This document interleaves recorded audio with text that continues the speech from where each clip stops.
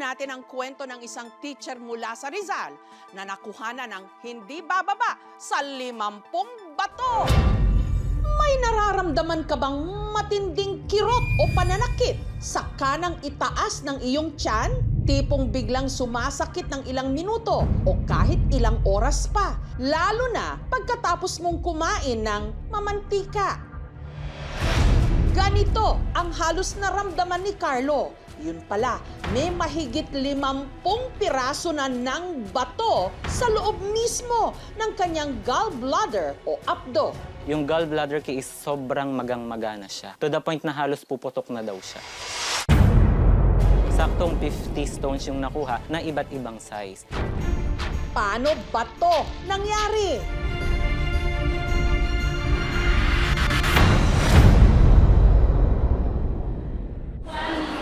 Sa dami ng trabaho ng mga public school teacher, aminado ang science teacher mula Pililla Rizal na si Carlo na hindi niya nabantayan ang kanyang mga kinakain. Kung ano yung instant, kung ano yung madaling i-prepare. So for me, yun yung nag-work sa akin. Mga hotdog, mga luncheon meat, mga tocino, instant noodles. Pagka sa sahod na, hindi maiwasang nagkakayayaan sa mga fast food. Hanggang nitong 2021, sumakit yung tiyan ko dito sa may upper right, then tatago siya sa likod. Para siyang pinipigat, lagpas siya sa 10/10. Yung sakit niya talaga. si Carlo naglabas-masok sa ospital. Doon sa huling ospital na pinuntahan ko, nirequestan nila ako ng ultrasound. Doon nalaman na meron akong gallbladder stone. Sa ilalim ng ating atay, matatagpuan ang isang maliit na organ na kung tawagin, apdo o gallbladder. Ang trabaho nito, mag-imbak ng bile na siyang tumutulong para tunawin ang taba sa ating pagkain. Pero kapag hindi maayos ang pagdaloy ng apdo o sobra-sobra na pala ang kolesterol sa ating katawan, maaring may mamuuri itong parang mga bato o gallstones. May dalawang uri ng gallbladder stone. Ang cholesterol stone, which is the more common one, at yung tinatawag naming pigment stone. Nanggagaling ito sa mga namatay na pigments sa mga taong may sakit sa atay, sa mga taong may sakit sa dugo. Yung cholesterol stone, makikita natin sa majority ng mga tao, namumuo ito due to two reasons. Number one is tinatawag namin na gallbladder hypomotility. Ibig sabihin, mabagal ang paggalaw ng gallbladder at hindi niya kaagad na ilalabas ang mga bile or may naiipon pang bile sa loob. Ngayon, dahil dito, nagpo-form ng mga bile salts at bile crystals sa loob. Yung pangalawa naman ay, syempre, bile saturation. Sa kaso ni Carlo, 2 gallstones ang unang nakita sa kanyang ultrasound. Meron akong 0.56 cm na stones and meron 0.38 cm na stones. Ang salarin, ang mga kinain daw niyang processed food. Ang mga pagkain kasi ng processed food, pwede kasi itong mag-lead to obesity. Mataas ang cholesterol natin. Dahil maliit pa lang naman ang kanyang gallstones, idinaan niya muna ito sa gamutan. Mula noon, itinaga ni Carlo sa bato. Hindi na siya kakain ng processed food. Nag-intermittent fasting ako. Nag-decide ako na since wala naman akong ginagawa sa bahay, bakit hindi ako mag-home exercise? Parang yung pagpayat ko is biglaan talaga. Pero makalipas ang 5 taon, nakaramdam siya muli ng pananakit sa kanang banda ng kanyang tiyan. Kahit nagsasalita lang ako, kumikirot at kumikirot siya. Hindi na raw niya kaya yung sakit ng tiyan niya, ER na talaga. At kailangan na niyang maoperahan. Hindi lang para tanggalin ang mga bato, kundi pati na ang kanyang gallbladder mismo. Pero ang ikinagulat niya, hindi lang 2 bato ang nakuha sa kanyang gallbladder, kundi 50 piraso. Ang pinakamalaki, halos sinlaki ng barya. Ito yung pinakamalaking stones. Then ito yung ibang stones na nakuha sa kanya. Matigas talaga siya. Para siyang literal na bato. So kahit pisa-pisain mo siya, hindi siya ma-deform. Ang gallbladder stone kasi ay maaaring bumalik-balik. Kung may opportunity na tanggalin na ang gallbladder, ay tinatanggal na natin ito. Kayang mabuhay ng isang tao na walang gallbladder. Kaya pa rin nating tumunaw ng taba. Mas mahina lang compared to most people. Since science teacher nga ako, hindi lang galing sa libro yung knowledge na isi-share ko, which is personal experience or yung personal na pinagdaanan ko talaga. Ang online seller naman mula Valenzuela City na si Ronalyn, pinahirapan din daw ng kanyang abdo. Sa CCTV footage na ito, kitang-kita kung paano napasandal sa sofa at napakapit sa kanyang mister si Ronalyn dahil sa kirot ng kanyang tiyan. Ang pananakit ng kanyang tiyan, ilang beses pa raw nangyari. Merong halos bumaluktot na rin daw ang kanyang katawan. Ang salarin, ang kanya ring gallstones. Maayos naman daw noon ang dieta ni Ronalyn, pero nagbago ito nung siya'y nabuntis. Nung nabuntis ako, mahilig akong mag-crave talaga sa spaghetti, sa samgyup. Napapadalas din yung pag-order namin sa mga fast food. Pagdating ko ng 6 months na na-diagnose ako na may gestational diabetes. Nung nanganak na ako, nagbe-breastfeed kasi ako, kaya dun din kain ng kain. Yung kain talagang kain kargador talaga. April 2025, na-diagnose siya na may fatty liver. Pinag-diet po ako nung doktor noon. Yung timbang ko na lang noon, 56 po to 57 na lang. Grabing bumagsak yung katawan ko dahil po sa dami ng mga bawal. Hanggang Mayo nitong nakaraang taon, bigla raw sumakit ang tiyan ni Ronalyn. Parang iniipit po siya. Tapos yung sakit niya hanggang likod ko tagos. Pati yung balikat ko nangangalay na. Ako mismo nagsusuka na ako at saka nahihirapan akong huminga. Pagka-ultrasound po sa akin, ang nakita po nila is multiple stones po.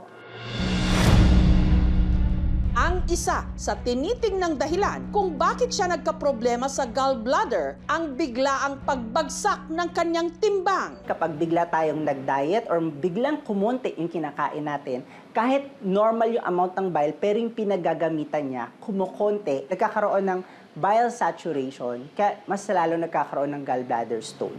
Mas mataas ang risk ng gallbladder stone ng mga babae dahil sa estrogen at progesterone. Dahil ang mga hormones na ito ay nagpo-promote ng pagbagal ng paggalaw ng gallbladder, kaya mas nag-iipon ang bile at nagkakaroon ng gallbladder stone. Pero habang naghihintay ng kanyang operasyon, napansin na lang daw niyang naninilaw na ang kanyang balat, pati na ang kanyang mga mata. Sabi ko parang hindi na normal. Nagpadala na ako sa ER. Ang gallstones niya kasi, posibleng bumara na pala sa kanyang bile duct o yung daanan ng abdo. Ginawa na po yung surgery sa akin. 7 gallstones ang nakuha sa kanyang gallbladder. Yan yung mga stone niya. Ito po yung nakuha sa akin na gallstones po. Ito po yung scar ko po sa open surgery sa akin. 8 months post-op po. Sa lifestyle ko ngayon, yun po, more on lutong bahay talaga kami, tapos gulay. Napapatikim pa rin naman ng mga fast food or mga bawal. In moderation na lang dapat. In general, walang way para maiwasan ang gallbladder stone. Kung ikaw ay pinanganak na magkakaroon ka ng gallbladder hypomotility or mabagal na paggalaw ng gallbladder, ay magkakaroon ka talaga ng gallbladder stone. Ito ay something na pinanganak kang meron nun. Kailangan lang naman ay aware tayo sa mga sintomas ng komplikasyon tulad ng pananakit ng tiyan, lalo na sa right side, paninilaw, paulit-ulit or hindi nawawala na bloating. So kapag meron tayong mga ganitong nararamdaman, ay magpakonsulta kagad sa inyong mga doktor. Healthy living po ang gawin po natin. Kapag nagkasakit ka, ang hirap lalo na dito sa bansa natin. Bato-bato sa langit. Ang tamaan, huwag magalit. Pero kapag sa abdo tumama, magpatingin ka na.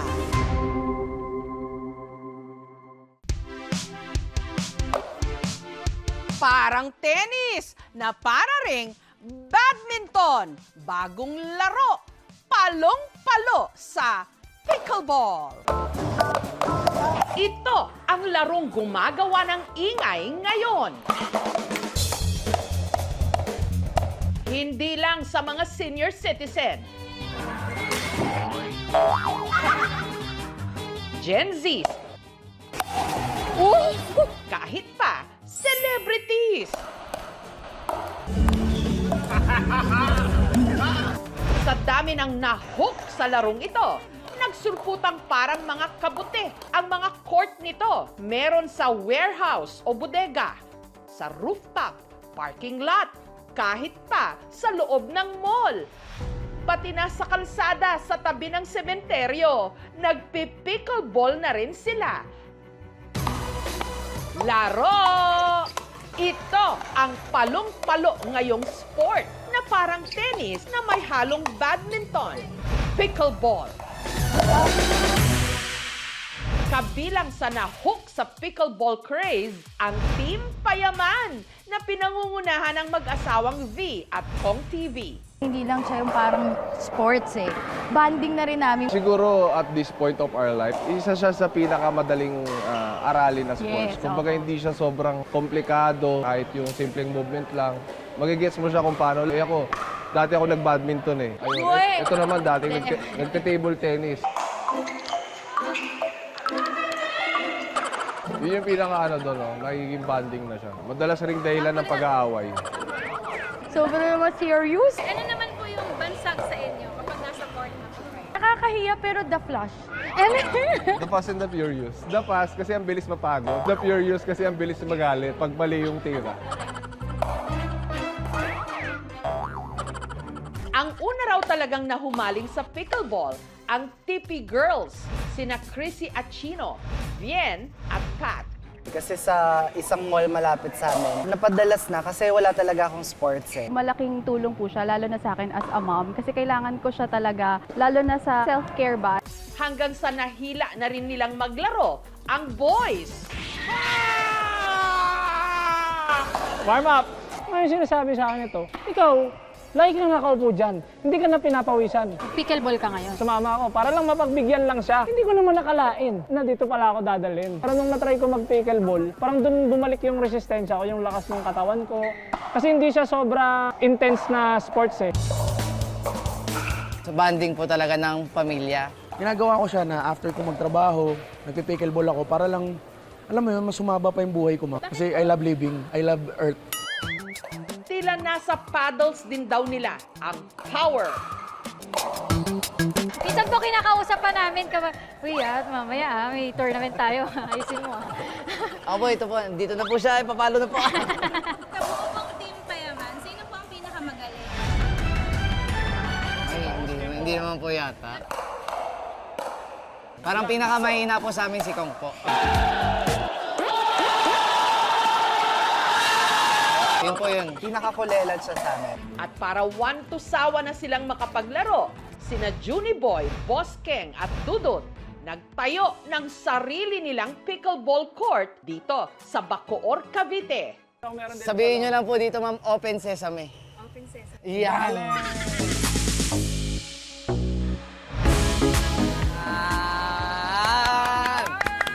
So, meron po kaming 3 courts dito, ma'am. 1, 2, and court 3.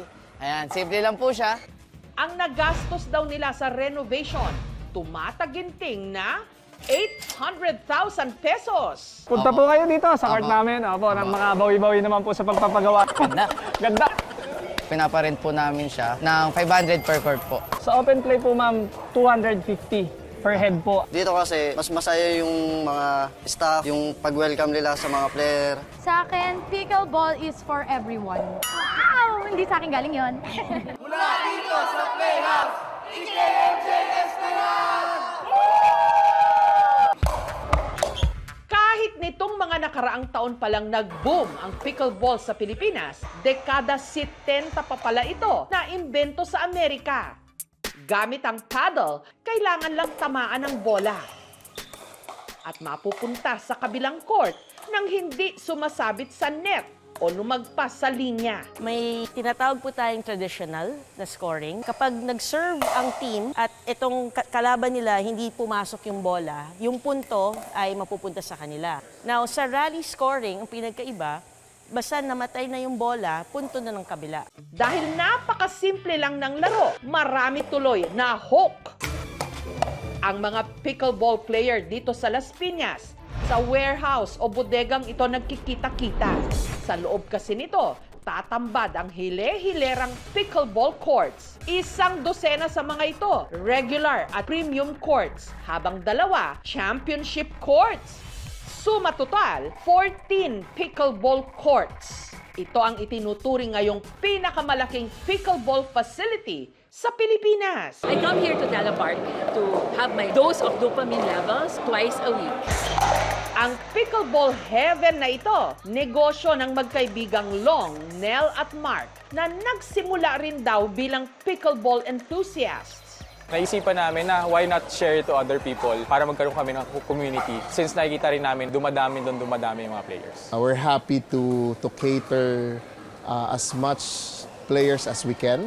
Eh, kamusta naman kaya ang kita sa ganitong negosyo? In terms of ROI, I think we're doing pretty well. We pray that it's gonna be ROI for the next 18 months. Ang asset naman ng atleta at ngayon content creator na si Eruption, ang kanyang fit na katawan. Pero lahat ito nagbago ng si Eruption na aksidente. Dahil sa tinamo niyang injury sa kanyang tuhod, pansamantala siyang natigil sa pag-workout. Pero ngayong unti-unti na siyang nakakabalik sa pagiging active, ang isa sa napili niyang pampapawis, pickleball. I had surgery here a year and a half ago. So habang nagpa-pickleball ako, kahit 3 hours, 4 hours, 6 hours, hindi sumasakit. Impluwensya raw ito ng kanyang misis na si Rona. And we just started hitting the ball lang. And then after that, sabi ko, parang ayoko na. 2 months ago. Niyaya ulit ako ng friends ko. So when I got there, machine na agad. Siguro mga 5 minutes lang, I fell in love with the game. Kaya kung dati, kaldag at dance covers ang laman ng kanyang feed, ang firmeng pinapasabog ngayon ni Eruption ang pangmalakasan niyang mga palo sa pickleball court. Energy output, burning calories, getting fitter, mas maganda sa kalusugan natin. Sa 3 oras sa umaga, tas 3 oras sa gabi, minsan 4 hours. Natutulog ako, wala akong katabing asawa. Ganun talaga, pinagbigyan ko. At matapos ang ilang buwang paglalaro, ang dati niyang 117 kilos na timbang, aba, 93 kilos na lang. You don't need to be muscular. Just put effort, go in there, play it. Well, ang paglalaro ng pickleball ay nakakapagpabuti ng ating cardiovascular at mental health. Nagpapabawas din ito ng timbang at nagpapaganda ito ng ating pakiramdam because tayo ay nagre-release ng endorphins or good hormones. Ang pickleball, perfect daw sa maraming couples, gaya ng mag-asawang Tita at Policarpo mula Tudela, Misamis Occidental. Uso ba ang pickleball? Hilig ng mga anak namin. Sa sobrang pagkahumaling nila sa pickleball, sa halip na magpa-party para sa kanilang 38th wedding anniversary, nagpa-pickleball tournament sila. Idinaos sa court na ito na nasa tabi lang ng kanilang bahay. Yung preparation namin sa tournament na to, it started last month. Yung prizes niya, nasa 1K yung champion, 750 yung second, tsaka 500 yung third.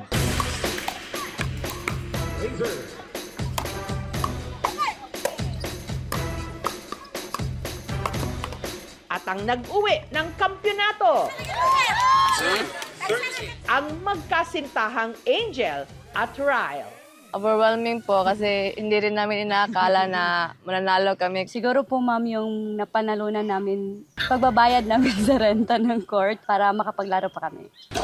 Pero ang pickleball, hindi lang pampamilya, pang-sports pa. Ang nursing student mula Tawi-Tawi na si Fatima, dating tennis at soft tennis player. Hanggang sa niyaya raw siya ng kanyang dating tennis partner, ang tubong Zamboanga del Norte na si Nick, na subukan ding mag-pickleball. I wanted to try and see where this new sport would take me. And so I started training seriously. We realized na we work better together. So we tried na mag-partner sa tournaments.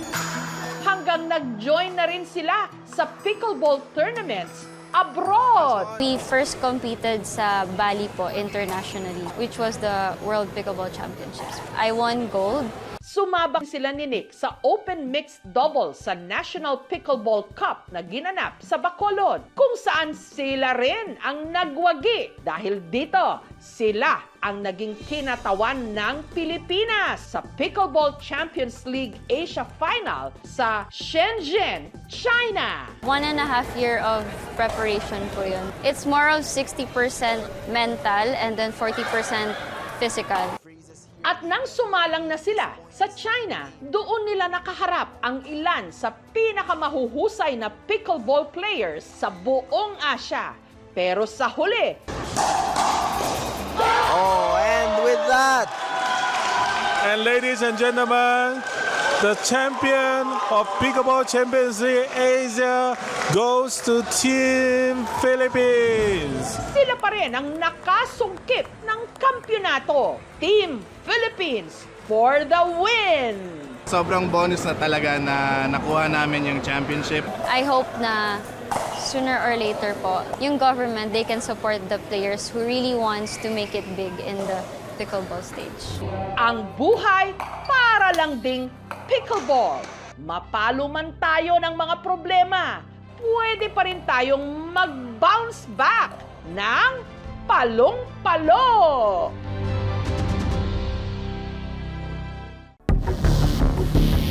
Isang linggo matapos gumuho sa Angeles, Pampanga, ang isang building na under construction pa lang, meron pa kayang maisalba sa tinatayang 50 na natabunan. Mula sa ilalim ng tonetoneladang bakal, simento at guho,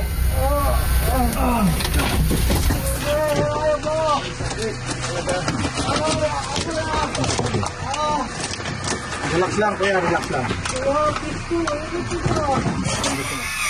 yan ang ilan sa mga tinig na pilit na inaabot ng mga rescuer. Mga tinig na nagpapatunay na may mga buhay pang naghihintay.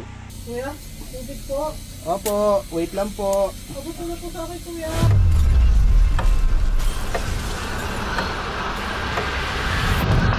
Sa ilalim ng isang ginagawang 9-story building na bigla na lang bumagsak linggo ng madaling araw sa Angeles City sa Pampanga. Dito lang, sa baba. Diyan ka lang sa bukana. Yan, bigat ka tayo. Oo, tatay.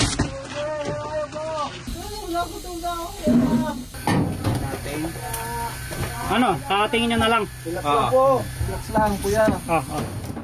Ang mga kawani ng BFP o ng Bureau of Fire Protection, oras ang pinakamatinding kalaban.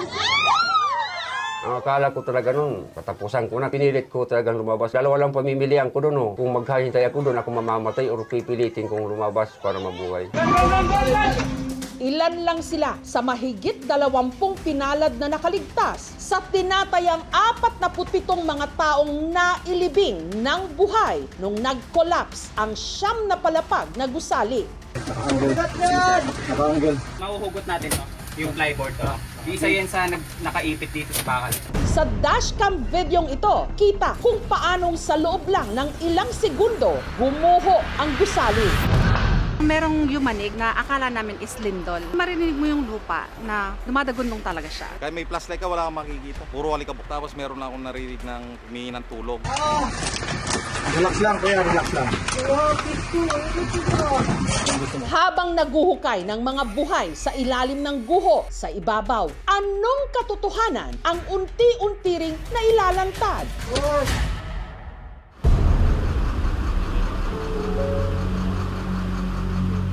Narito po tayo sa Angeles City sa itinuturing na Ground Zero para po sa gumuho na gusali. Madaling araw po nitong linggo ay gumuho po ito. Sinasabing around 50 po na tao ang natabunan ng buhay. Medyo nakapanlulumo pong makita yung kalagayan po ng pagguho dahil sabi ho mismo ng mga taga Bureau of Fire Protection sa isang iglap na UP pong ganyan. At ang pinaka nadaganan yung ground floor kung saan nga ho naroon yung maraming mga trabahador. Ang tanging maaasahan na lang daw po himala o milagro na meron pang makukuhang buhay mula ho sa pagguho. Ang sinawimpalad na construction Isa raw sanang hotel. So ito po yung itsura nung itinatayong hotel sana dito po sa Angeles City. Ayan na po siya ngayon, no? Ika-4 na araw na ito ng kanilang search and rescue operations. Pilit kumakapit sa himala na meron pang maililigtas. Tama ho ba? 47 yung natabunan. More or less 47. Out of that 47, mayroon na po tayong mga kinonsidered as rescued, whether yung nadala po sa hospital, nakauwi sa mga bahay, nag-report ng sarili na safe sila, ay umabot po ng 27. Of the 20, ilan ho ang na-retrieve na? Approximately, ang nakakana pa po natin is roughly 16 more or less. May identities na ho kayo. Nagbe-base po kami doon sa sinapit ng nagpakilalang site engineer ng proyektong ito. In-emphasize yung more or less sa mga missing because merong mga accounts coming from the witnesses at mga family members na kasama daw yung kanilang kalibin partners o family na naroroon sa site. Kaya po yung bilang, hindi po talaga natin pwedeng i-consider na naka-fix siya. Pwedeng mas marami or mas maganda o mas kumonte. Pinilang po namin kung ilang segundo ng pagdugo. Wala siyang 11 seconds. Gumigo talaga siya 11 seconds, bumagsak na talaga. Ganon siya kabilis. Yung kahit po tayo sabihin nating gising, hindi tayo react agad-agad. Tragic pala talaga na. Nitong Lunes, ikalawang araw ng search and rescue operations. Isang aso ang ligtas na naiahon sa guho. Pero tila numinipis na ang tsansang may buhay na tao pang maisasalba. 4 na labi ang na-recover ng mga otoridad. 2 sa mga ito, mga trabahador. Ang isa, hindi pa nakikilala. Habang ang isa pa, isang Malaysian national na naka-check-in sa katabing apartel na nayanig at nasira rin. Ang nangyari daw ho, gumuho yung ginagawang building tapos naapektuhan pati yung katabi. Yes po. Yung pagguho po kasi ng building, papunta po siya sa kalsada, pa side rings. So ang tinamaan po, yung halos pa slant na portion na yung building na yun, nandun yung Malaysian national, doon siya nag-stay. Isa sa mga pinalad ding nakaligtas ang construction worker mula sa Camarines Sur na si Brian. Nakauwi na ng Bicol si Brian. Doon na muna raw siya magpapahinga at magpapalipas ng pinagdaanan niyang bangungot o trauma. Kwento niya, mahigit 1 buwan pa lang daw siyang nagtatrabaho bilang scaffolder sa construction site. Ang building ho nakatayo na, mataas na. Ang naging trabaho namin yung maglagay ho talaga ng tubo o scaffolding sa labas. Mahimbing daw siyang natutulog sa kanilang barak sa ground floor nung naramdaman niyang nagigiba ang itinatayo nilang building. Nagising ako na may bumagsak na isang batong malaki na tumagos doon sa bubong. Nadaganan ako, nakahiga ako noon sa duyan kong ginawa. Bumagsak yun din na nakabalot sa akin. Humanap ako ng bato na matulis para ipunit doon sa duyan na ginawa ko kasi hindi ko makalabas. Ang akala ko talaga noon, nagiba dahil sa lindol. Kaya nga ako pagpilit na pumiglas lumabas kasi tinatakot ko kung aftershock gumuho uli. Talagang may ipit or mamamatay na ako. Dahan-dahan akong pumit kahit masakit. Yung mga ilang minuto na may nagsisigaw na. May flashlight na ako nakikita sa may bandang paanan ko. Nakita ko na may butas, nakakasya ako. Yun na ho, yun ang umikot ako para makatanggal doon sa pagkakaipit. Pinilit ko talagang lumabas. 2 lang pamimilian ko doon. Kung maghahintay ako doon, ako mamamatay o pipilitin kong lumabas para mabuhay. May signs of life pa po ba sa ilalim? Sa ngayon po, based sa ating paggamit ng ating mga life detectors, wala na po talaga. Ang naaalala ko ho yung earthquake sa Baguio. After po na gumuho nung Hyatt Terraces ho, 11 to 14 days may mga buhay pa na nakuha. Dito, malabo na. Ang kagandahan po kasi no sa Baguio is that meron sila kasing mga void spaces na nakapag-keep them alive.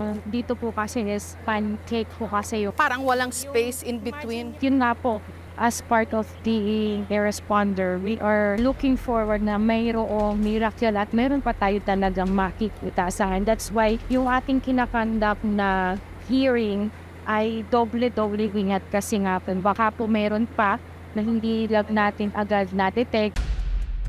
Nung mga first and second day po, once na humila ka ng isang buccal chart, dahil po scaffolding siya, may mga connection siya, kabit siya. Isang hila mo, drag lahat. Yung katawan ng victims na buhay, madadrag din natin. So yung pag-preserve sa kanila or to save sa kanila, hindi natin mamimit ng super adrenaline na hinihingi nila sa atin. So, very delicate ho pala. Actually po, Jessica, yung ating mga scaffolding na yan, before niyan mahiwa-hiwalay, yung ating mga rescuers, sinakay po sa crane. Ibinitin sila just to reach the top para po manually i-cut yung mga connections para makapagbawas po tayo. Ito yung parang pinaka-command post para sa rescue operations dito sa Gumuhong Gusali. Dito kami nagbe-base ng mga Status update. Lagi pong na-update yan. Overwhelming po yung mga number ng responders natin. Talaga po. Diyan mo makikita yung kung gaano kabuti yung loob ng marami nating mga kababayan. Ang dami daw hong nag-volunteer. 869 just for today. Mga nagkakawang gawa para tumulong sa pag-rescue. There's never a shortage of goodwill and good hearts tuwing may ganitong pangyayari. Samantala, sa kalagitnaan ng operasyon, alas 6 ng gabi nitong Miyerkules, isa pang labi ang nakita dahil nadaganan siya ng malalaking semento, pahirapan kung paano siya makukuha. Iangat ko, sir, para masilip siya. Kaya gumamit na ng mga aparato o equipment ang mga rescuer. Yan, ikakat pa yan sana dito. Kung kaya pang ikat yan. Alas 7 na ng umaga, kinabukasan, Huwebes, nung nakuha ang labi. Asan ba tayo, Colonel? Dito tayo. Ayan po tayo. Makikita nyo nga ng ating operation work site. So, ang ginawa po natin yan pagdating sa rescue operation, nahati po siya sa 4 na quadrant. So talagang sa ground floor yung marami namatay. Work sa ibubo, kinukuha namin sa side. I like extricate from the lalim. Ang hirap nga akong gawin yan. Then, ito po yung Alka-5th, dito rin natin siya nakuha. Inabot tayo ng 13 hours para po dun sa isang katawan kanina. Kasi inaalalayan din po natin na baka sa ilalim ng rubble, pag kinuhagan na siya ng backhoe, meron po tayong maputol na limbs or body parts. So, ingat po tayo dyan. Nang araw na yon, 15 pang mga biktima ang pinaghahanap. Ang mga kamag-anak ng ilan sa kanila sumadya pa ng Pampanga para dito matyagang maghintay. Isa sa kanila, si Lorena, kasama raw sa natabunan ang kanyang kapatid na si Joey, pati na ang misis nitong si Elsa. Vendors lang po sila, ma'am, hindi po sila construction worker. Nandun sila sa labas. Nasa labas lang po. Nay, ito po yung building. Asan po yung pwesto nung kapatid nyo? Nandito po sa kubo. Ito po. Opo, yung pong may payong na yan. Opo, Ay, ito ho yung ano nila. Opo, yan po yung tindahan nila. Yung tindahan nila. Anong binibenta ho nila? Nagbibenta po sila ng kape, noodles, tinapay. Nung gumuho, hindi ho sila nakaalis Hindi doon? po sila nakaalis doon.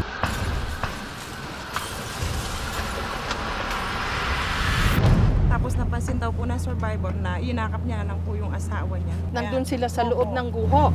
Hindi sila nakalabas po. Dinuturo na po namin kung saan po lugar. Sabi ho nila mahirap daw ho pira-pirasuhin dahil baka daw po may mga mahila lalong mapipit yung Kaso guho. lang lagi po namin sinasabi na nasa gilid lang.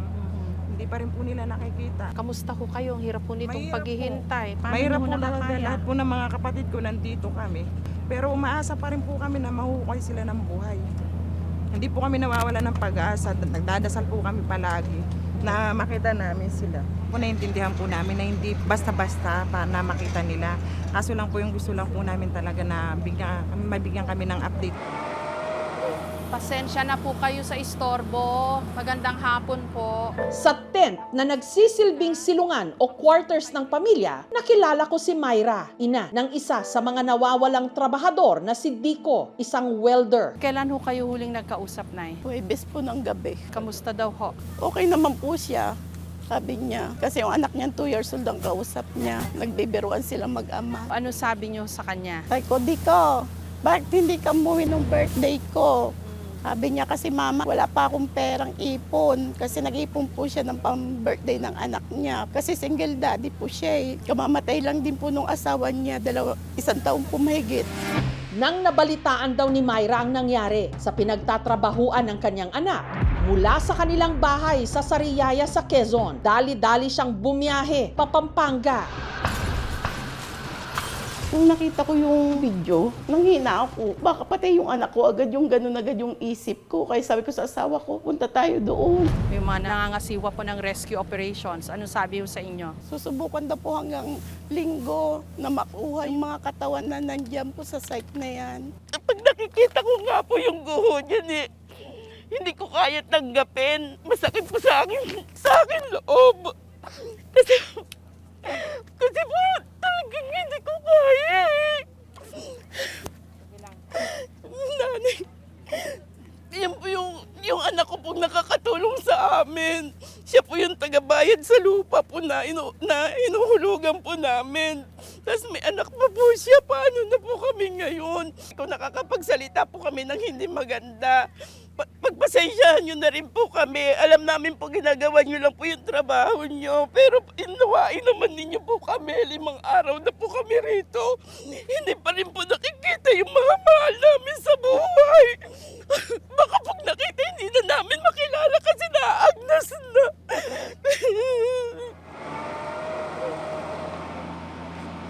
Kamusta naman yung mga pamilya ko dito? Lahat po ng provision na pwede namin ibigay yung pagkain. Nabigyan din po sila ng financial assistance from the LGU at saka sa DSWD. Everyday po kinakausap po ng mga social workers natin para po kahit pa paano may send. Tsaka yung information, tinatawag po namin sila update from time to time. Kamusta po kayo, Nay?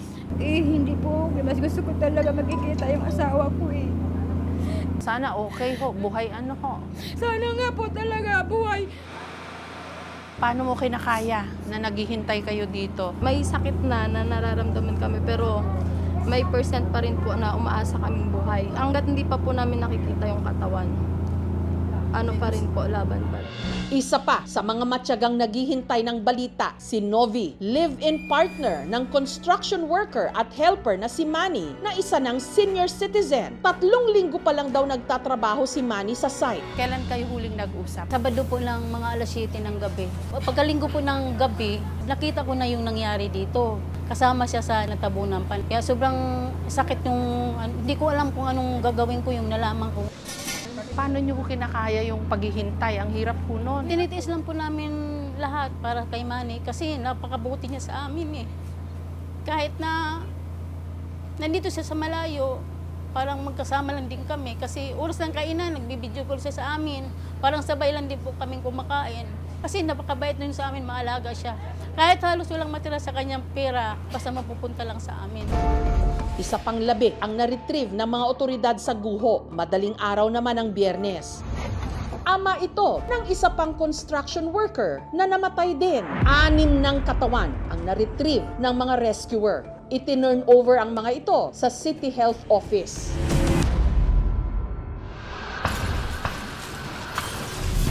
Sa nangyaring pagguho, ang malaking tanong ng mga pamilya ng mga biktima, nasaan ang kontraktor at may-ari ng itinatayong building?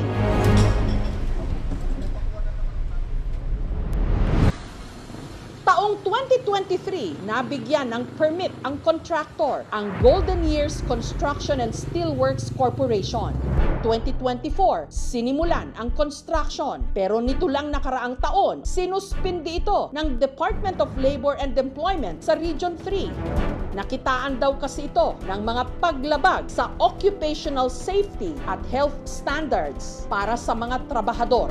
Walang mga safety belts, walang safety signages, walang tamang barracks, walang safety officer. Doon mismo sa construction site natutulog yung iba. Bawal yon. Di umano, hindi nga rehistrado rin sa PICAB. So pinatigil sila. Pero na-lift o pinawalang bisa agad ang suspension makalipas lang ang 1 buwan. Di umano ay nag-comply daw. Nagbayad na ng fines ang Golden Years Construction ng 100,000. October 2025, pinatuloy na uli yung construction ng gusali. Nitong Miyerkules, nag-issue na ng show cause order para sa Golden Years Construction and Steelworks Corporation. Ano hong impression ninyo na posibleng cost ho nito? Sa ngayon po, wala pa po talaga kaming pwedeng i-provide sa mga dahilan dahil ang priority po namin ngayon ay rescue operations. Based dun sa mga lumabas, the building experience possible na lateral shift or gradual tilting. Nagkaroon ng diagonal collapse, most likely dahil sa soil. Makita natin na parang maliit nga yung mga poste. Possible nagkaroon ng tinatawag namin na soft story failure. Yung building, possible to mag-collapse kasi nga hindi enough yung ilalim to support yung upper floors natin. It's too early to conclude 100% kung sino talaga yung may mali unless we have the detailed track record investigation. Maaaring managot dito. Unang-una, nandyan po ang developer, kasunod po ang contractor, gayon din po ang mga project engineers, structural engineers, architects, maaari po silang tanggalan o kaya naman po ay masuspinde ang kanilang license to practice. Maaari pong maipasara ang kanilang kumpanya. Pwede natin silang kasuhan ng reckless imprudence resulting to multiple homicides. Nananawagan po sana ako sa engineer, saka yung contractor, sana po managot po sila. Para sa pamilya na rin po, justisya po sana, makamit po naming lahat.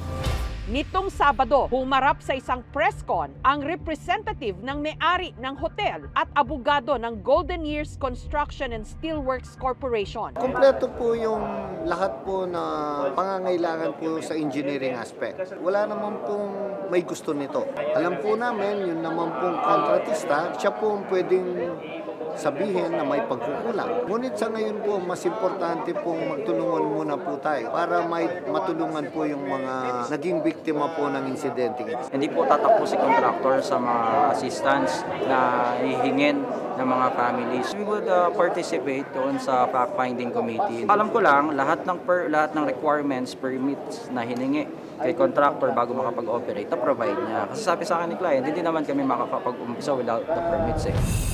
Gaano pa ho kaya katagal ito, ma'am? Magdedepende po kasi yan, ma'am, sa kuha natin ng mga katawan ng lidon. So, we could not say na after 1 week tapos na to, after 2 weeks tapos na to, but we respond on what will come case to case. Ano pong payo nyo sa mga naghihintay pa rin pong mga pamilya nung missing? Kasama po namin sila sa paghihintay at hopefully yung pong wish namin sana kahit miracle, may maisalba tayo, masayang-masaya na po tayo.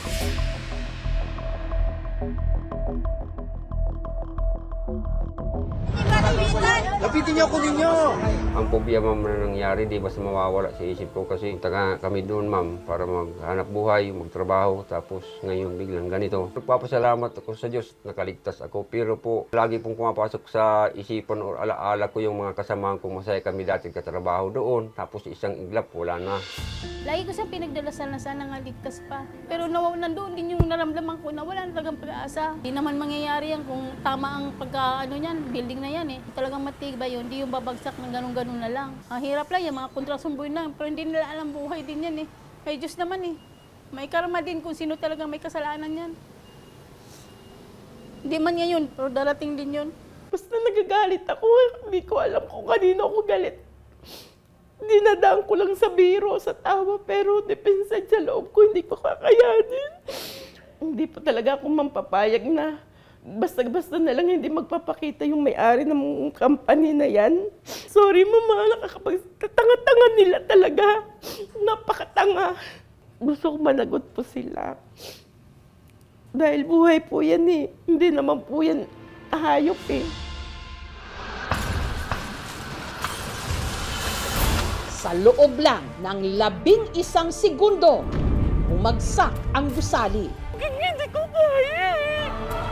Ngunit para sa mga pamilyang naiwan, nagsisimula pa lang ang mas mahabang panahon na kanilang gugugulin sa paghahanap ng katarungan.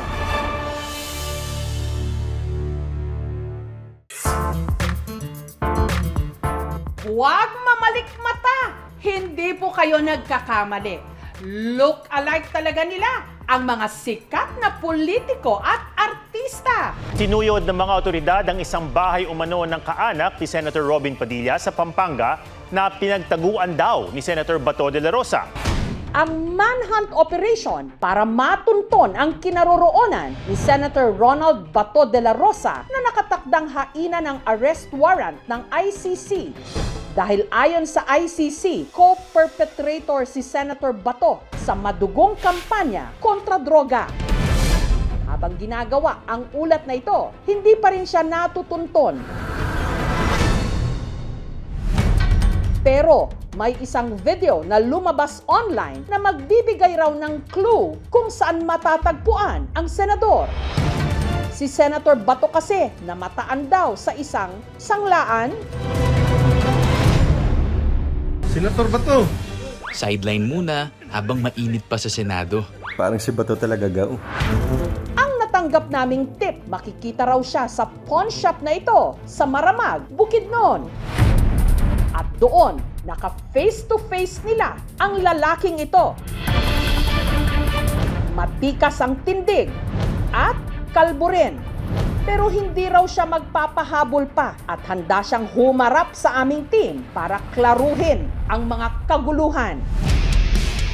For the record, hindi raw siya si Senator Bato. Sadyang kahilatsa niya lang daw ito. Siya ang 49 anyos na si Reynald. Ako si Reynald Amudia, ang Bato ng Bukidnon. Ano ang pakiramdam na nagbabiral yung mga picture at video mo bilang Bato look-alike? Ang sarap ng buhay. Sana ganito lang tayo palagi ha. At kung si Senator Bato, pulis. Si Reynald naman, secure sa sanglaan kung saan siya unang nakuhanan ng video. Senator Bato! Uy! Narinig ka dere. Ginagawa ko yung tungkulin ko para maprotektahan ko lahat ng client namin. Kung may mga customer, bago na mag-welcome, pag lumalabas naman, happy to serve you. Paglilinaw lang din daw po, hindi raw ginaya ni Reynald ang signature hairstyle ni Senator Bato. Katunayan, bago raw siya nagpakalbo, iba talaga ang kanyang hairdo. Sabi ng asawa ko na pangit na tingnan, parang tumatanda na ako, sabi niya. Kaya yun, pinatulan ko. Lagi. Ahitan mo pa. Ay ano talaga, sagad talaga na yung ano. Tinry ko naman. At nung siya'y nagpakalbo, halos lahat ng kanyang makasalubong napapa-second look. Minsan mga pulis, nagsasabi din sa akin na kamukha mo talaga si Bato ah. Customer, minsan dumadaan, nabibigla sila. Akala ko nasa, nag-duty sa Senado. Nandito pala po sa, pawn shop. Minsan nagpa-picture sila. Minsan nahihiya din. Sa katagalan, ayun, natanggap ko na rin na kung okay lang, go ko na to. I am the security guard of this pawn shop. Kung hindi ako papasok, inahanap niya ako. Ngayon, papasok ako, tatanungin niya ako, bakit ako pumapasok? Ginagaya-gaya ko rin yung salita niya. Sa boses po namin, medyo paus-pautin ako konti. Wind bills for us around. Ang panggagaya niya raw kay Senator De La Rosa, aprobado raw mismo ng senador dahil minsan na pala silang nagkita. Nakita ko si Bato, nagkaway-kaway ako sa kanya. Senator, sabi ko sa kanya. Napansin niya ako, natulala kasi Bato de la Rosa eh. Naging masaya rin ako kasi nakita din siya sa personal.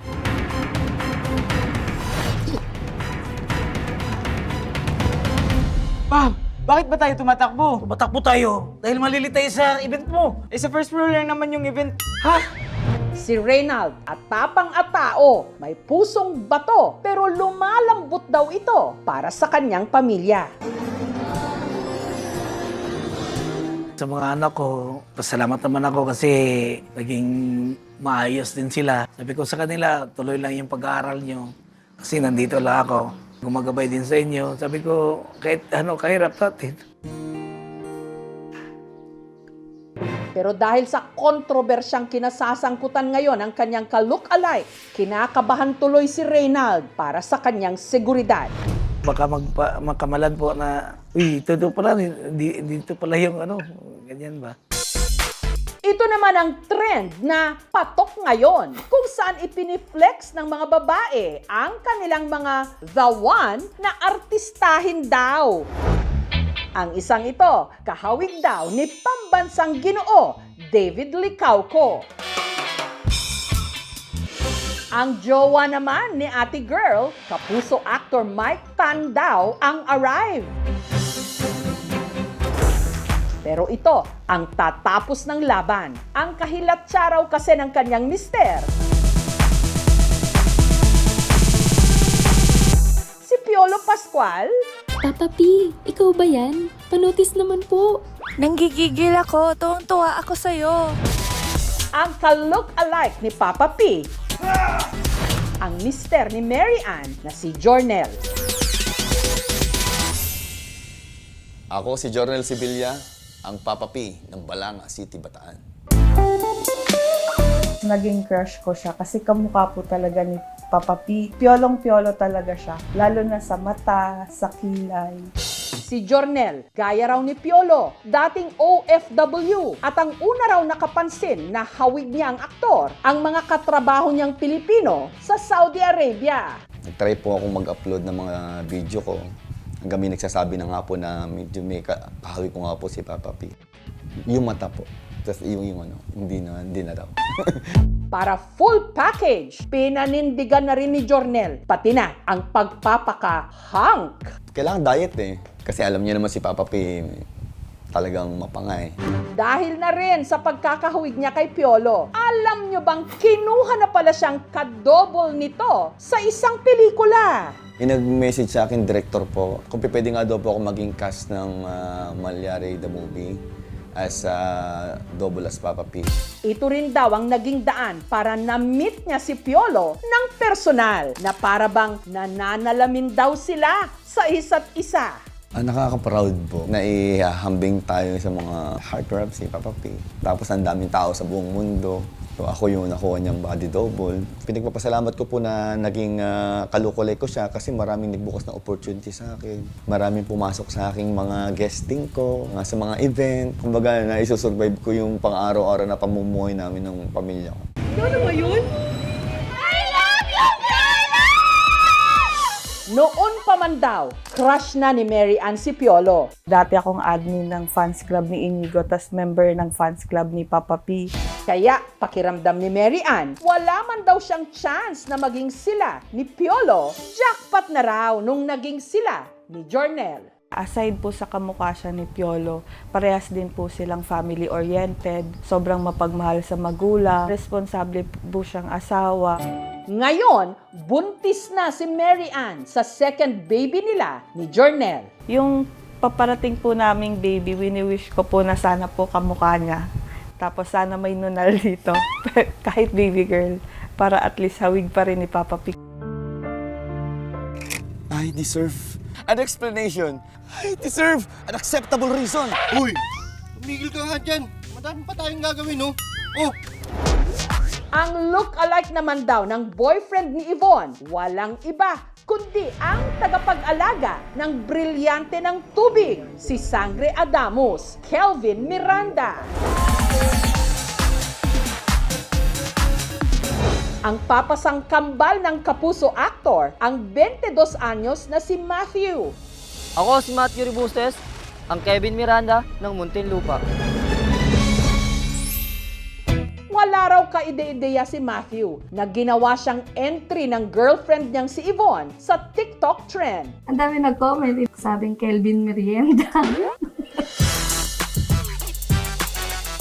Masaya kasi hindi lang ako yung mahanga sa boyfriend ko. Pero nakakainis din kasi parang dumadami yung kaagaw ko sa kanya. Sabi ko, akin lang siya. What's your order po? Kuya, isang one piece with rice po, tsaka samahan niyo na rin ang chance ang mapansin mo ako. Sa totoo lang daw, pangarap maging artista ni Matthew. Gusto ko i-try yung mga actions, like bakbakan niya.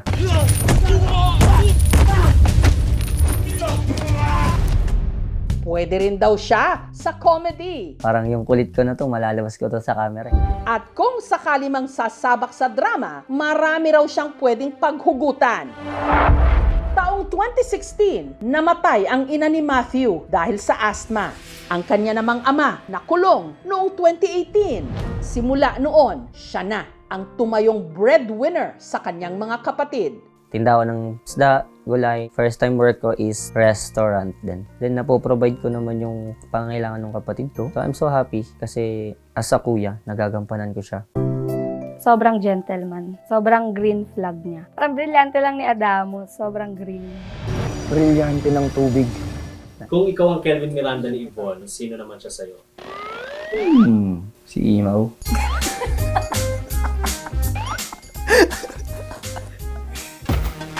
Kung halimbawa po magkakaroon ako ng pagkakataon, makawork si Kevin as a double, 100% ko siyang tatanggapin. Susubukan at gagawin ko yung best ko. Senator Bato! Hindi man sila ang mga politiko o artistang napagkakamalang sila. Para sa kanila, sila pa rin ang bida sa sarili nilang mga kwento. Mister, hinostage ang kanyang misis.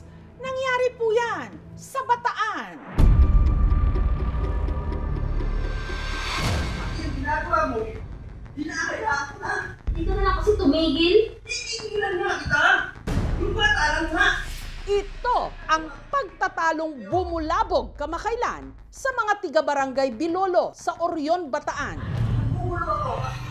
Kinukulo ko. Sinungaling mo? Si lalaki, nagpupuyos sa galit.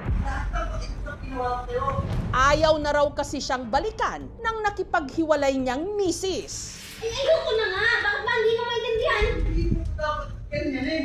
Ulit-ulit. Ayoko na nga. Pero mataki ako. Puro ka karapatan. Ginawa ko. Puro ka karapatan. Ikaw lang. Magalit.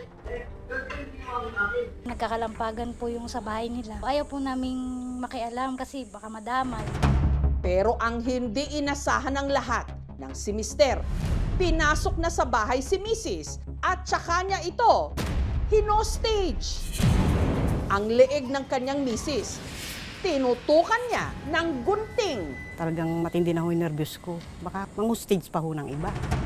Dahil nagmatigas ang suspect, mismong provincial director na ng Bataan Police Provincial Office ang namagitan.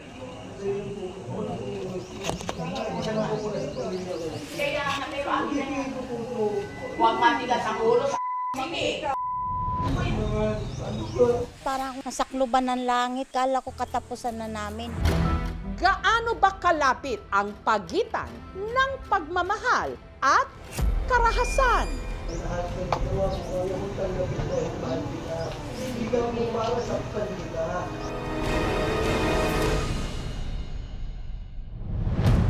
Ang hinostage ang anak ni na Warly at Grace na si Lady Ann. Mula raw nung hiwalayan ng kanilang anak ang mister nito na itago natin sa pangalang Jerry, bumalik na sa kanilang poder si Lady Ann kasama ang dalawa nitong anak. Pero umaga nitong May 19, bigla na lang daw dumating si Jerry sa kanilang bahay. Nagbubunga nga siya dito sa may bintana. Nagsasagutan sila. Hindi mo pa magsalita dito? Nandito ka? Naisip ko, videohan siya. Lumipas yung mga isang oras. Akma siyang papasok. Dali-dali kong tinakbit yung mga pintuan. Sinipa niya yung pintuan, kaya siya nakapasok. Di na kami nakalabas noon, kaya nakakagip niya yung anak ko. Nakakuha niya po yung kutsilyo sa may lamesa. Inano niya po si ate. Hindi na daw po siya makikinig dahil sarado na daw po yung isip niya. Depressed na daw po siya talaga sa nangyari po sa kanilang mag-asawa. Nang mga oras na yon, dumating na ang mga rumesponding kagawad at pulis. Hindi po siya nagpapapasok kaya hindi po kami lumapit. Gusto daw niya sila lang ang mag-usap. Sa kalagitnaan ng gulo, biglang nagbago ang isip ni Jerry. Binigay po sa akin yung kutsilyo. Pagkabigay po sa akin, tinapon ko po sa labas. Yung mga pulis po, nakita niya po na naglapitan. Parang na-trigger po siya ulit. Kaya po nakuha niya po yung gunting. Dito na raw naglakas loob pumasok sa bahay ang mismong provincial director ng Bataan PNP para mamagitan. Inihila ko yung kamay niya. Talagang matigas yung pagkakahawak ko. Kung itusok niya talaga, delikado siyempre yun. Akin lang to, mag-usap kayo tatlo. Kalaunan, kusang binitawan ni Jerry ang gunting. Pero hindi pa rin niya pinakawalan si Lady Ann. Ang iniiwasan po natin doon ay yung may masaktan or lalong-lalo na may mamatay.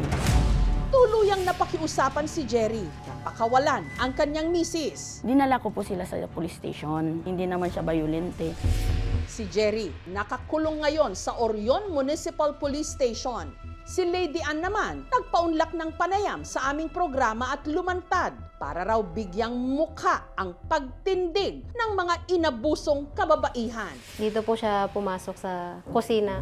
Tinadyakan niya po yung pinto. Nasira po. Mabilis po yung pagkakuha niya sa akin, pagkasakal. Ginanon niya na po ako. Ayaw niya na po talagang papigil. Takot na po talaga ako. Kasi nga po kung sakaling magawa niya po sa akin yun. Kung sakali pong magawa, maituloy niya po yung panunutok sa akin ng kutsilyo. Paano na lang din po yung mga anak ko. Sinasabi niya po, mahal na mahal niya po ako. Nahalik-halikan niya po yung ulo ko. Gusto kong magbalikan tayo. Sinabi ko na po na ayoko na po talagang makisama. Hindi ko po kayang ibigay. 9 na taong nagsama sina Lady Ann at Jerry. Naging maayos naman daw nung una ang kanilang relasyon, lalo na nung dumating sa buhay nila ang kanilang 2 anak. Responsableng ama at asawa po siya. May mga pagtatalo po kami pero di po ganun malala. Pero nang minsan daw umuwing lasing si Jerry. Nag-away po kasi kami noon. Nagwala na po siya noon. Nang hingi na po ako ng tulong sa magulang ko. Yung papa ko po ang nabalingan naman niya ng galit niya. Galit na galit siya sa akin. Hinabol niya ako ng taga. Pinaghiwalay ko talaga sila. Napagdesisyonan ko po na makipaghiwalay po muna sa kanya. Pero hindi raw sinukuan ni Jerry ang kanyang mag-iina. Kaya makalipas ang 2 taon, nagkabalikan sila. Tinanggap ko po ulit siya na blinded na po sa pag-ibig. Para din po sa anak namin. Tumira po kami sa poder po ng nanay niya. Doon na po parang nag-iiba na po yung ugali niya. Mas lumalala po. Saan galing? Naging seloso na rin daw ito. Pinita mo yung lalaki mo? Umihi lang po ako sa labas. Pinag-isipan niya na po ako na may kinatagpo. Hanggang umabot sa puntong sinaktan na ni Jerry si Lady Ann. Ang pananakit na ulit pa raw ng 1 beses. May nag-a-advise na rin po sa akin. Gusto ko na po makipaghiwalay pero inano ko pa rin po na sige pa, baka sakali pa magbago. Hanggang nitong Oktubre, muli raw silang nag-away nang dahil sa tubig. Tubig mo! Yung container po kasing blue, hindi niya po napuno. Kung ako yan, mapupuno ko yan, sabi ko pong ganun. Nag-init na po yung ulo niya. Nagwala na po talaga siya. Doon na po ako nag-formal ng hiwalay sa kanya. October last year, almost 3 times silang nag-blatter. Lagi silang may problemang mag-asawa talaga. Inisyo ko yung BPO, Barangay Protection Order, para hindi makalapit ang asawang lalaking nananakit. 15 days lang ang effectivity nito. Pero kahit hiniwalayan na niya si Jerry, hindi pa rin daw siya tinantanan nito. Katunayan, hindi raw ito ang unang beses na pinagtangkaan ng kanyang mister ang kanyang buhay. Hiwalay na po kami. Pumunta po siya dito. Nakikipagbalikan. Sinabi ko na po sa kanya yan na talagang nawala yung pagmamahal ko sa'yo. Bigla niya po akong nahatak, nakaladkad palabas. Sinakal niya po ako na may nakatutok na kutsilyo. Samantala, si Jerry na kasalukuyang nakakulong, pumayag ding magpa-interview. Aminado naman daw siya sa mga naging pagkukulang niya sa kanyang misis. Namumura ko siya. Siyempre po, galing po akong trabaho, ma'am. Pag-uwi niyo po sa bahay, pagbukas mo ng kaldero, wala man lang sinaing. Nakakagalit po talaga yun, di ba? Yung nasaktan ko siya, yung 1 beses lang po talaga. Maraming beses niya po ako sinampal, kaya sinampal ko na rin po siya. Sa kabila ng lahat ng ito, hindi pa rin daw makabitaw si Jerry sa kanilang relasyon. Pinanghawakan ko nga po yung sinabi niya, antayin ko lang siya maghilom. Magbago lang daw po ako, babalik nga po siya. Pinusuyo ko po talaga siya. Nakikiusap po ko sa kanya. Para din po sa mga anak namin, saka po yung mahal ko po nga po siya kasi mami. Pero ang hindi raw niya matanggap at nagpakulo ng kanyang dugo nang nalaman niyang si Lady Ann, di umano, meron ng iba.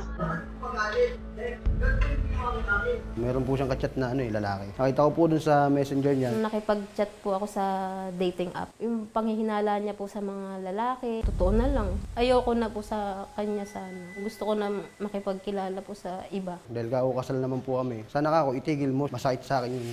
Papunta po sana ako dito sa police station. Magtatanong po sana ako dito kung mayroon akong pwedeng isampa sa kanya na kaso. Pumasok po sa isip ko, magtanong po muna ulit ako sa kanya. Gusto ko po sanang ayusin pa rin. Hindi nga pwede!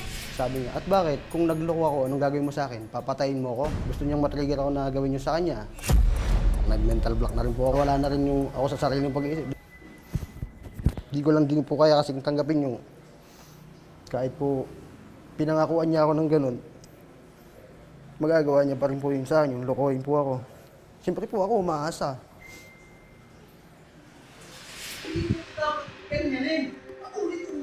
Ayon sa Revised Penal Code Article 333, maaaring makasuhan ng adultery ang isang babaeng may asawa kapag siya ay nagkaroon ng sexual na relasyon sa isang lalaki na hindi niya asawa. Hindi sapat ang selos, ang duda, text, mga lambingan o mga pag-uusap sa cellphone. Maaaring magagamit siya na circumstantial evidence, pero ang direct evidence talaga na makakapagpatunay ay yung mahuli sila sa isang compromising situation.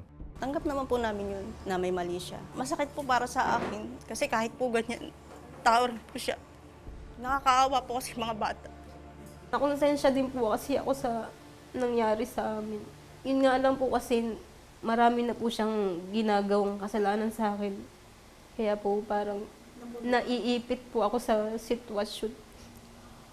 Nasaksihan po ng mga anak ko lahat. Sobrang sakit po. Mga wala pa pong muwang sa mundo nakakakita na po sila ng gano'n. Sobrang sakit po sa akin Hindi ko naman po siya sinisisi kung pakulong niya ako kasi nga po nakagawa nga po ako ng kasalanan sa kanyang ganyan. Kasi po nandun yung isipin ko na baka po gawin ulit sa akin yun. Baka po saktan na naman ako. Nawala po yung respeto niya sa akin, tiwala ako sa kanya. Unti-unti pong nawala din yung pagmamahal ko sa kanya.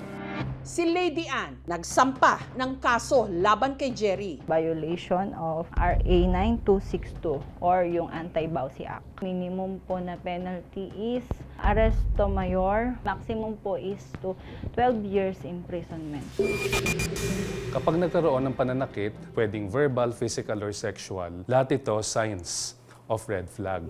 Akala natin normal. Hindi natin pwedeng i-normalize o i-rationalize ang ganitong klase ng mga behavior, regardless of gender. Lalong-lalo na ang mga babae kasi ang mga kababaihan natin considered to be highly vulnerable to physical violence and gender-based violence. Magkaroon ng lakas ng loob para sabihin tama na at mag-set ng healthy boundary. Hindi natin masasabing pagmamahal pag may abuse na. Mahalaga ang pagbasag sa katahimikan laban sa abuso. Hindi porket asawa ay tatratuhin mo na bilang object o pagmamay-ari. Bawat isa ay may karapatan sa isang ligtas, may respeto, malusog at masaya na relasyon. Wala po akong balak iurong yung kaso. Para na rin pong maging aral po sa kanya. Wala na po akong balak makipagbalikan po sa kanya. Yung ginagawa mo, hinahayaan na. Sa pag-ibig, minsan sarili mo ang kailangang isalba. Ayoko na nga! Bakit ba hindi mo maintindihan? Dahil hindi lahat ng binibitawang mahal kita, ligtas pakinggan.